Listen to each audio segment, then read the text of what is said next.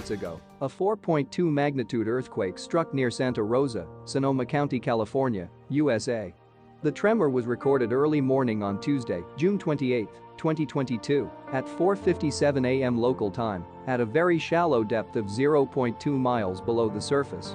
The event was filed by the United States Geological Survey, the first seismological agency to report it.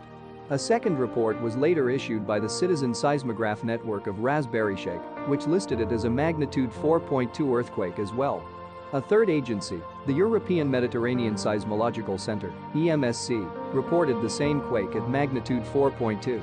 Please like, share and subscribe our YouTube channel for more update.